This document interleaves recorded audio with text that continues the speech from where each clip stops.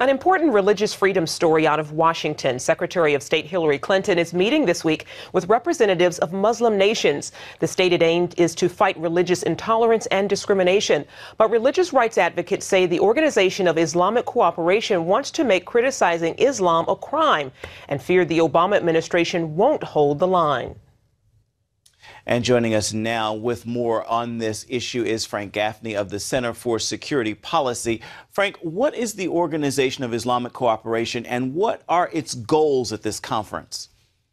Well, let me just give you his background. The president has taken great exception to the claim by many Republican candidates for his job that he's engaged in appeasement. There is no more, I think, powerful example of the president's appeasement than what he's doing as we speak with this group, the Organization of Islamic Cooperation, or OIC.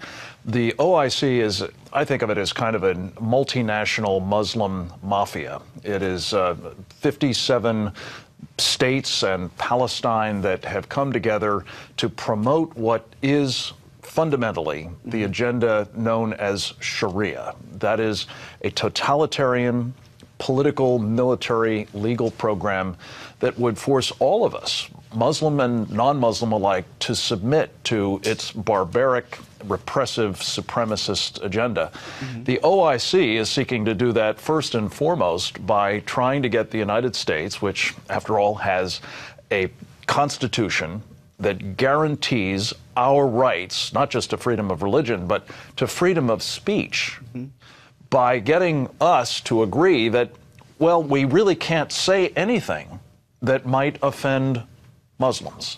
And the particular people that we're talking about, the OIC, the Muslim Brotherhood, as Eric Stakelbeck just talked about, now in the halls of power of the United States government, are very easily offended, it turns out, even if you say something true about the Quran, about Muhammad's conduct, about Allah according to the traditions of Islam, let alone about Sharia.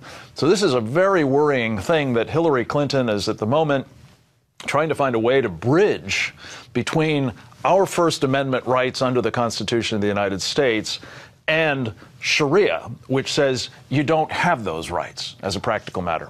Why is the Obama administration meeting with this group in light of what you say there?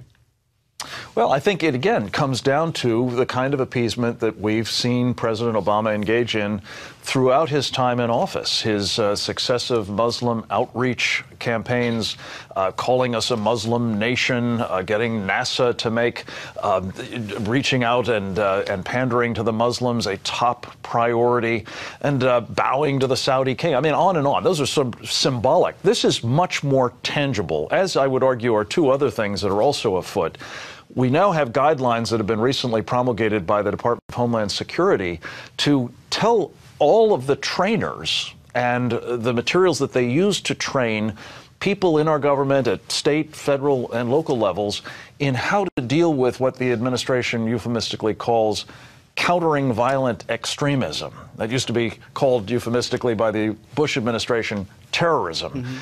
In practical matters, it's countering jihad. Well, under these training guidelines, we have to get the permission of what amounts to the Muslim Brotherhood in our so-called Muslim community leaderships to tell the people we need to train how to counter the enemy. This is a formula for disaster. And then finally, we've got now Senator Dick Durbin in the United States Senate trying to prevent the reauthorization of a critically needed group, really the last official, albeit independent, congressionally mandated institution in our government called the U.S. Commission on International Religious Freedom that has been monitoring and warning against and trying to hold accountable those who adhere to Sharia and others who are suppressing religious freedom around the world, and for that matter, trying to do it here as well.